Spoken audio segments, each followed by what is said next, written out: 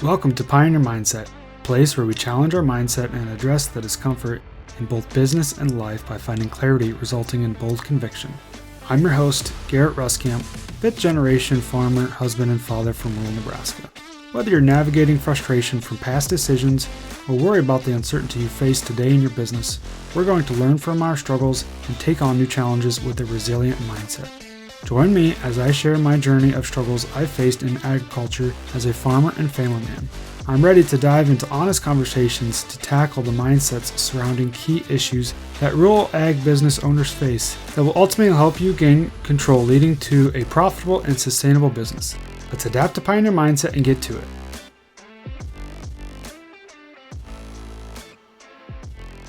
Welcome back, everyone. For this week's episode, I want to talk about going after the opportunity. Now, in this case specifically, I'm going to be talking about, maybe if you're trying to pick up some acres or try to rent some more ground or even buy some ground in this case. But this could be the same thought process for any different opportunity that you might see in front of you. If you're any sort of business owner, or maybe you're trying to get into a business, maybe you're trying to start for working for a business to try to take it over one day, trying to get into a different farming operation, maybe feedlot, trying to build a hog barn. There's just always different opportunities out there and how we go about that process and what that actually looks like. But specifically for this topic, going to be talking about trying to basically acquire more acres. So there's two parts to this that we're really going to consider and dive into. First one is the ask and when and how to do that. So the second part is going to be, all right, you get the call. You've made the ask, now you get the call. Now what do you do? What does that look like? How do we go about making this decision so it's going to be really ultimately good for us and for our family and the entire operation? So let's dive into this and start with the ask. You got to make the ask. Now, a little bit of history about our operation, our family's operation. Really, the ground that we've picked up over the years, basically, Dad would always say, well, we never had to go looking for it. It just kind of came and found us. Or the neighbors came to us and say, hey, would you rent the ground? And so, you do your best to be a good farmer, to be a good representation of your operation, to make it seem like you would be a good fit for, say, somebody to rent your ground to you. It's always one of those things where it just kind of came to us. We didn't have to go looking for it. So back to the same lines of, should you seek the opportunity or let the opportunity seek you? And I think there's two ways to that. I think it's great if you can just sit back and let the opportunities come to you. And I think in most cases, that's when it's right. That's when the opportunity is worth going after because you've been chosen. Kind of on the same lines with the farm ground, is if the farm ground chooses you or if the acres choose you, then you know that it's right. So there's definitely two ways to look at that. But at the same time, I don't think we should be afraid of making the ask. I think there's definitely a right time and place for the ask, or the right situation to go ask people and to put yourself out there and to make people aware that you are in the market to pick up acres. You are wanting to try to build your operation and just grow a little bit. So that's why I think there's a time and place for that. So I definitely think two ways to look at that, but I'm personally going to err on the side of making the ask, going after the opportunity and trying to find it. And from there, maybe once you do all that, you can kind of step back a little bit. All right, maybe not be super aggressive. So we can get into that. But to first start off with when do you make the ask, or what's kind of like right time and place? So I'm just kind of speaking from my knowledge before or kind of my experience and everything that I've been through. Could be completely different for you and your operation or your comfort level. For me, I've always been driving around the countryside and be like, I should maybe consider talking to this person before. I usually don't pull over right in their driveway right there then and just go talk to them. It's usually a little bit more thought out than that.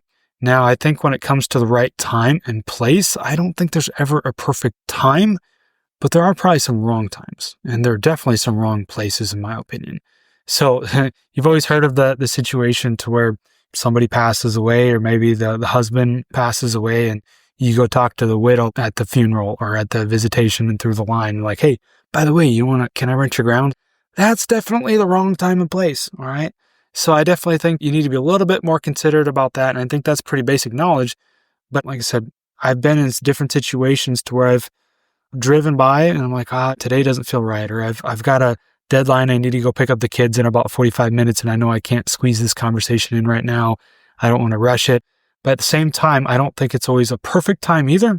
I think there's got to be kind of a balance there. And at the end of the day, that's ultimately going to be your decision. That's the decision that I've had to make over the years, to where it's like, all right, I've got a little bit of time. I might just kind of gradually swing by this guy's place. If it looks like he's around, it looks like it might be a good time to swing in. then let's just go do it. Let's just get after it. Or I'll give them a call, and just kind of see how the conversation goes. I don't think there's ever a perfect time. I do think there's some wrong times though. So definitely really keep that in mind. Now, how do you go about this? How do you go about asking? So for me, I personally believe in doing things in person. And when it comes to this, I feel like we need to be respectful, need to be present, need to be honest, and at the end of the day, need to be ourselves. Don't try to be somebody else. Don't pretend to be somebody else. Be yourself, be honest, be present, and be respectful. So that's why I prefer to do things in person. I prefer to either, call as far as, hey, you're going to be around so I can stop over if it's somebody that I know. But I've also stopped at people's places where I really don't know. In fact, the very first piece of ground that I picked up a few years back, it was somebody that I didn't know, never talked to before, had no idea who he was. Dad kind of told me who he was. And so I just happened to randomly stop over one time. And fortunately, he was around, caught him, and I had a brief conversation. And in that way, I definitely put myself outside of my comfort zone. And that's the big thing here when it comes to making the ask is put yourself outside of the comfort zone. Put yourself into a situation where you just got to talk. You got to represent yourself and nobody else. And just be willing to do that. Be willing to make the ask and just to get after that. Like I said, it all kind of comes down to still being respectful. And when I do that, especially if it's somebody that I don't know, and even if it's somebody that I do, I try to bring some materials with me. And so basically I carry a resume when I try to go into that conversation. I'll carry kind of a resume and maybe even my intentions, or maybe even some references or people that they could talk to if they don't know me in any way, because that's going to happen from time to time. There could definitely be opportunities out there, but the person might not even know you. So how are they supposed to choose you? How are they supposed to choose you from Adam? You know what I mean? So really keep that in mind. If they don't know you, maybe give them a way to learn more about you.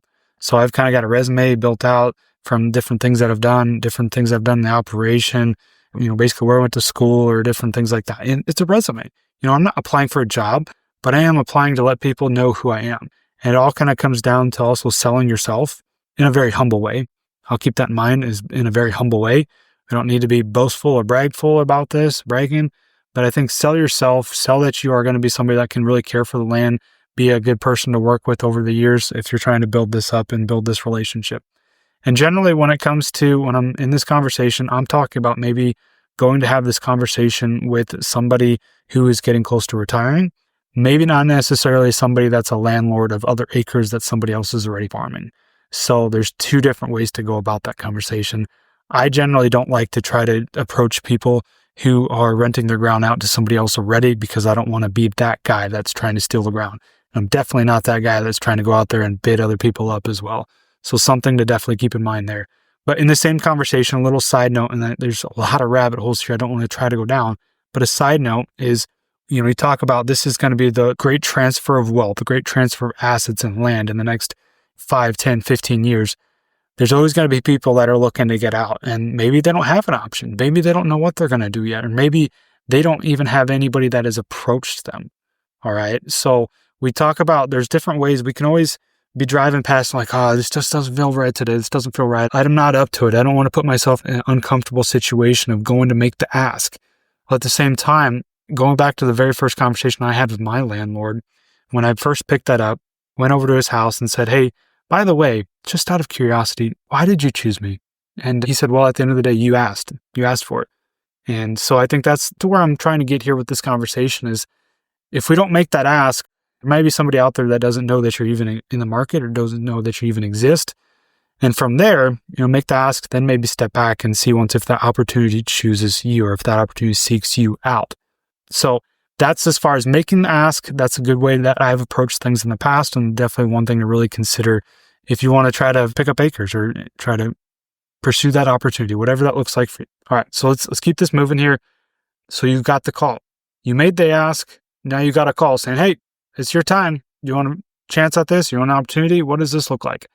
Are you interested? And so then from there, we got to really divulge whether this is going to be good for us. How are we going to go about this? Lots of things to consider from that part. That's where all the legwork goes into. So kind of to really look into this a little bit, I've had that opportunity to where somebody's called me up. It's like, hey, do you want to rent this 80 acres? And so from there, it's really, really easy for emotions to take over. And if you've ever been there, you know what I'm saying. You're on the phone with them, you're just like jumping up with joy, because for a farmer, for somebody that's trying to pick up acres, especially a young guy, you're just so excited about the opportunity to cover a few more acres, do right by the land, be a steward of land, raise a crop, and do all that stuff that you really truly enjoy or are passionate about. So you want to just be like, yes, I'll take it. Whatever you want me to pay, I'll pay it. I just want the opportunity. But at the end of the day, there's a lot of things to consider there. And that's why I think it's important to say, let the emotions pass. Be like, all right, I do need to think about this, or I just want to make sure it's right.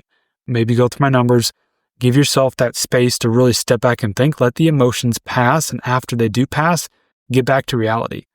And in this case, if it's ground for rent, maybe just really go through the legwork of actually seeing whether this is going to be a good opportunity for you in the long run or not. Because at the end of the day, is it an opportunity or is it an obstacle? Or do you see as an obstacle as an opportunity? There's different ways to look at that, but we need to know exactly what this is going to be, or at least really play this out rather than just jumping into it blind. And so that's where I think it's important that there's a lot of things to consider. So what are those things to consider? What should you consider if you actually get the call? When it comes down to, is this going to be a work for us? Is this going to be a benefit? That's where we need to look at a cash flow. So this is kind of the process that I went through, because I've actually had this come up for me here recently. And so that's why I think it would be really good to kind of dive into this in detail, but also not going to go too in detail to bore you. So when it comes to what to actually consider here, okay, does it cash flow? Does this opportunity cash flow? Does this piece of ground cash flow? And in order to do that, we need to build out a cost of production and even a break-even analysis, kind of the same thing there. But we need to really lay out, what does this look like for my operation? Can this be profitable? Am I just signing up to lose money this next year? And in order to do that, we need to lay out these projections. So that's what I did. Kind of depends on the time of year that you're having this conversation, or that you maybe get this call for this potential piece of ground. We need to put all this information together. We need to take the time. We need to sit down. If you don't have it done already, that's where we need to maybe get together either a spreadsheet or some sort of software or a plan, or somebody to just really help you work through this. So we need to lay out. The easy part is going to be, well, what are the acres? What's the crop going to be? What's my potential yield, projected price? And then obviously you're going to have your revenue per acre. All right. That's generally the easy part. It doesn't take much to put that together. Now let's dive into the expenses. What's the projected rent going to be? Or are we going to do share crop situation? From there, we're going to dive into all of the inputs, everything that we need to actually consider. And I mean, lay it all out. If you can think of it, put it on there. You want to be conservative. You want to make sure that this is going to be something that's actually going to be a benefit to you. So lay it all out. Get your break-even analysis, basically your cost of production. Know what it's going to be. At that current moment, are you above your break-evens? Can you make money? Are you profitable on a per acre basis? Yes, no. So that's kind of the next question here. Does it cash flow? Okay. Does it cash flow? And if it does, okay, great. Now let's look at some other things. But if it doesn't, that's where we really need to consider, if you suffer a loss, how will that impact you? How will that impact your operation? So we can talk from a cost of production, which I like to think of as more of like an accrual side of things. A break-even analysis, cost of production, that's more of an accrual, because that's not true like cash in, cash out, which is on a cash basis. So there's two different cash flows that a guy can really keep an eye on there, which is your cost of production or your break-even, but also your actual cash flow. All right. So if I go through with this opportunity and I got to book all my seed in September, or I guess maybe December, but book all my fertilizers in the fall, and I got to apply all that, pay for it, then raise the crop and say the next year in 2025.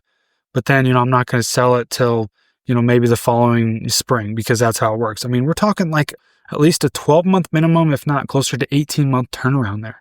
So what is the cash flow standpoint there? Do you have the cash? So that kind of comes down to the next question here is, do you have the resources to go through with that? Do you have the money, the time, and the equipment? All right. So those are very important things to consider there. The money, so that's the funding. Do you have the funding? If you don't, can you acquire it? Are you going to be able to get an increased line of credit to take on those acres? Do you have the time? Do you have the time? And usually if some of these opportunities come up in the winter time, it's like, yeah, I got all the time in the world. We'll be able to take on this opportunity. But think about in the busiest season that you have, do you have the time to take on additional acres? Are you currently getting all of your tasks done the way it is? Are you falling behind? Are you able to stay on top of everything and get everything done on a very timely manner? Do you have the equipment to take on these additional acres?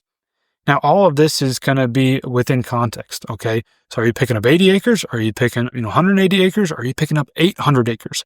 Very different story there. Very different scenarios, very different contexts. So something to really keep in mind is, do we have the money, the time, and the equipment? So all of the resources that we need to manage, do we have all of those? Do we think we can handle this? But also I want to kind of jump back up to that cash flow. That's something that we really need to keep in mind, because even though on a break-even analysis, it looks like we're going to be profitable, if we have to pay for all of these expenses up front in a 1-year time period, are we going to be profitable? Are we actually going to lose money? Are we getting projected to be, negative in a 1-year time frame within our cash flow?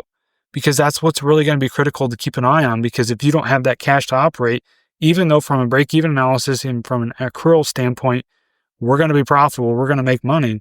Well, depending on when you sell that, when you have to pay for all of your expenses and all that stuff, that's one thing we need to keep an eye on. So if it's not profitable, if it doesn't cash flow, then what are you going to do? Do you have enough cash to offset that loss? Maybe you're already farming some acres and this is just going to be an addition. So maybe you've been profitable in the past, and with those profits, you can use that to kind of take on this additional opportunity and fund these additional acres. So it's definitely something to really consider there. Like I said, it all kind of goes back to context and what's going to really work best for you. Another thing to consider here is, I think it's always important to focus on what you can control. That's what I try to do in our operation, is focus on what I can control, but also don't be oblivious to outside factors. What might be some outside factors? Well, maybe it's the markets, or maybe it's the weather, or maybe it's just some different things politically that could be coming down the pipeline. Just don't be completely oblivious to those outside factors that are out of your control. Focus on what you can control, but don't be oblivious to the things that you cannot.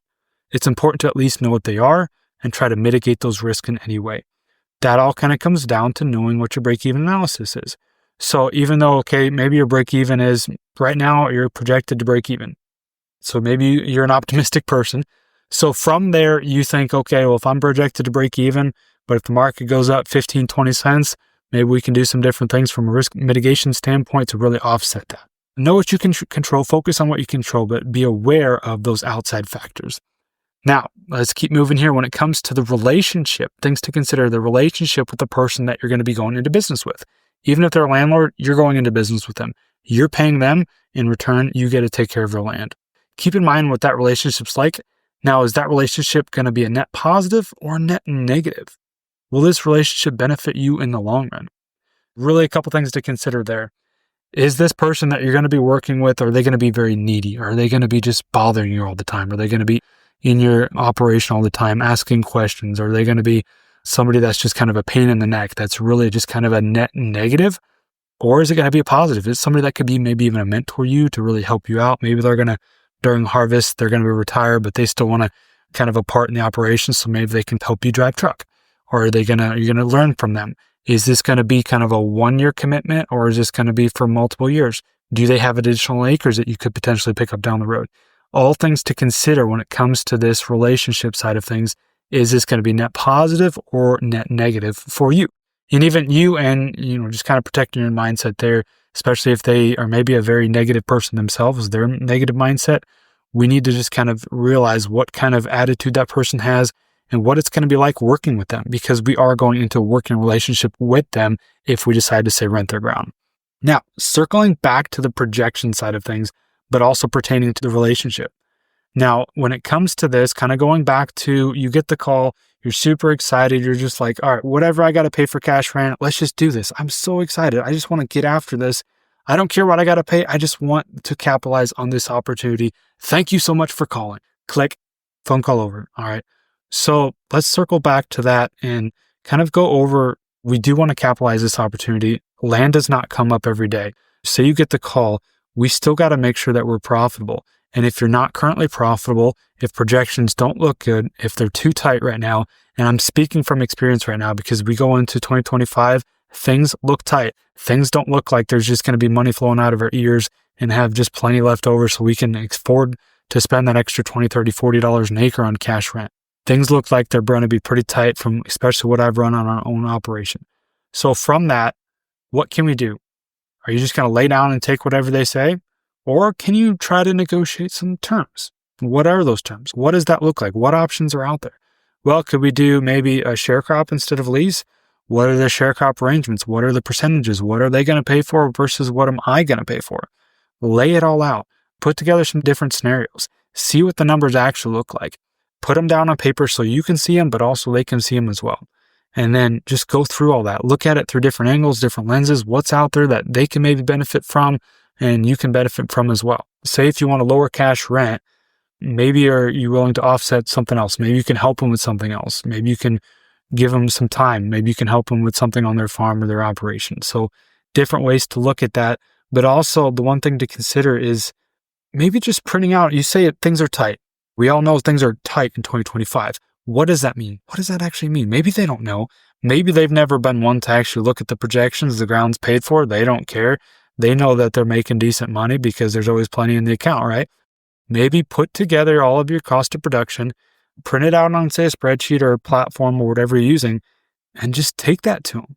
Kind of comes back to being honest. Just take it to them. Be like, hey, sir, I really want to work with you, and I really appreciate that call and the opportunity, but this just looks tight, and this is what I'm seeing. I'm seeing high fertilizer, high seed, and if I do all of this and I throw high cash rent in there to you, there's not going to be much left over. It's just going to be really hard to make this a go. Is there any way that you're willing to work with me? And at least expose it to them. Throw it all out there. At the end of the day, they're going to make their decision, but you can do everything in your power to actually go through and show them what's possible. Show them what different options are out there. So that's actually what I did. I actually did this here recently with the landlord. I said, hey, these are what my cost of productions is. This looks like it's going to be tight. I don't know. Is there any way that you'd be willing to work with me on, say, a share crop? And this is what the share crop looks like. This is what your portion of the crop would be at current prices and current yields. And kind of side note there, I like to use crop insurance guarantees when it comes to all of my projections. When it comes to my cost of production, I like to know what I can guarantee. From that, if it's anything more, if we get additional yield, great. Then we'll make money from there. But at least I know where I can cover my bottom line. So I kind of showed him what all that was. And I said, hey, this is be your portion if the current yields, or if we get higher yields, this is your portion. If we get higher prices, this is what your portion. If we get a combination of both yield and price, this is what you're going to be if we're on share crop. So then I also kind of did the same thing. I presented to him a flex lease arrangement. There's different options out there as well. But I wanted to simplify it because flex lease, that can get pretty complicated. All right. So what I did is I actually threw this idea out there. So he was looking for X amount of dollars per acre. And I said, well, rather than doing that, let's maybe subtract $20 an acre. And let's take that as the base rate. This is what you'll get. But if we get, say, over 200 bushels per acre of corn, I'll pay you that extra $20 an acre at the end of the year. So then at least it's not a lot different. It's not necessarily make or break the operation. A lot of things could sway. If markets could go up and we could be good, we'll be in the black, we'll be good to go. But at the end of the day, at least it protects my bottom line, takes a little bit of risk off the table. And that's just kind of my due diligence to present that opportunity to them. And that's what we settled on. And so I'm just trying to present the idea to you that there's different opportunities out there. And let's just not lay down and say, hey, I'll pay whatever I got to pay. I just want this opportunity. Let's just go through with it. Take the time to do that. Think of this from all angles. And then kind of moving on here, the next question that we really need to consider, will this be a net positive for the family or a net negative? So not only the operation, but the family as well, because it's going to take some time away from the family. You're going to have to go out there and you have to spend additional time in the tractor to plant, to harvest, do everything that we got to do. What's that going to look like? Is your spouse on board? Is your business partner on board? What are their thoughts on it? What's their input? Let's not be blind about this and be like, oh, by the way, honey, I rented an extra 400 acres today. Hope you don't mind. I'm going to be gone an extra 30, 40 hours. Let's be considerate here. What is their input? Is this going to be a net positive or net negative for the family? And then kind of the last thing I want you to really think about here and consider, and this is the way that I want you to shift your mindset, is are we at the end of the day just worried about building our balance sheet or helping out our cash flow? Ultimately, we want to do both. We want to help out our cash flow and build our balance sheet. At the end of the day, as business owners, that is our primary goal. But there's two ways to look at this here. If my cost of production, my break even right now looks like it's going to be, say, a below break even, I'm going to lose. Okay, I'm going to lose out money this year. That's going to be a negative on my cash flow. It's going to really hurt my cash flow. But say there's an opportunity 5 years down the road with this guy, I could potentially pick up more acres. Maybe there's a chance where I'll lose it this year, but I can offset it somewhere else. That'll build my balance sheet. Okay. Building balance sheet is long-term. That's kind of the long-term focus there. You got to have that vision to really focus on building your balance sheet. And the cash flow is going to be short-term. The cash flow is going to be here now, the cash that comes in and out of your account. So what does that look like for your operation? Or maybe it's going to build my cash flow now, which really should, in the long run, help build your balance sheet as well. So definitely some things to think about there and just kind of a different way of thinking. Lastly here, always be ready. Always be ready for that phone call. It comes back to kind of a sports analogy. I'm not a huge sports person, but if you're, say, a backup to the quarterback or backup to the first string, do you still practice? Do you still go through the motions? Do you still know exactly what you're doing? Well, of course. You don't just wait till you're a starter, till your time to shine is up, to actually know what you're doing, to practice, to put in the reps and do all that work. This all kind of comes down to, if you don't have your cash flow set up, if you don't have your cost of production established, obviously if you don't rent any ground right now, have no ties to this, it can be hard to create all that information. But if you do currently rent ground, have all of this in place so that way when that phone call comes, you can be like, all right, I need to think this over. Give me a couple days, plug it in, make sure all of these things that we talked about that we need to consider make sense. Can I answer yes to this, yes to this, yes to that? It all makes sense. Got good input from my wife, my spouse. Let's go through with this. But have all of that in place. Be ready. Always be prepared. But then at the end of the day, when it comes to making the decision, there's a lot of things to consider, a lot of variables. And try to be as proactive as you can versus reactive. I think that's very important. A lot of things to consider. But not to talk you out of this. I'm just trying to make you be prepared. At the end of the day, at the end of this conversation, I'm not trying to say, hey, you should not go rent this ground. It looks like you're going to lose, $500 on the entire 80 acres. I'm not going to try talking you out of that. But, if this is a big opportunity or maybe cash rent went up and we're going to lose, $50,000, we should probably consider this a little bit. Just be prepared. Be prepared. I'm not going to talk you out of it. It's really hard for me as a farmer to talk any farmer out of an opportunity that they've been trying to seize for their entire life. And that may sound dramatic, but that's true. So I think at the end of the day, this all comes down to weighing out the pros and cons so we know exactly what they are and we can be prepared. And then from there, once we've done all that work, let's take the intuition that we have and the gut instinct that we have and let's make the decision, own the decision, and roll with the punches. Roll with the punches. Know that it's not going to play out perfectly, but we did the best that we can to make this decision to really work through this. Okay, now I know this is a really long episode. We covered a lot of territory here. But at the end of the day, with Pioneer Farmer and everything that I'm trying to do with help farmers is to work through situations like this. Give them the tools that they can create their cost of production. Give them the tools that they can make sure they can plug into their cash flow so it's going to work for them. Know that if it's going to be losing, $20,000, what's that going to do to our overall balance sheet? Or if we can make $50,000, what are we going to do with that money? Are we going to use it to pay off some debt? What are we going to do with it? So at the end of the day, this all comes down to making a decision, rolling with the punches, and moving on the best that we can as business owners. So I hope you found a lot of value in this. And I know it's a long conversation, but I hope you found value and I hope you stayed towards the end because there's a lot to cover here. And if there's anything that you have additional questions on, or maybe you'd like to help work through an opportunity like this, or set yourself up for success so you have the opportunities in the future, feel free to reach out to me and I'd be glad to help you with that. That's all I have for now, and we'll catch you next time. Thanks for tagging along with me today as we sharpened our mindsets. If you've gained insight from today's episode, be sure to take a screenshot to share or send this episode to somebody who might also find value in it. For more, follow me on Instagram @GarrettRuskamp or on Facebook, and join me next time for more conviction through clarity.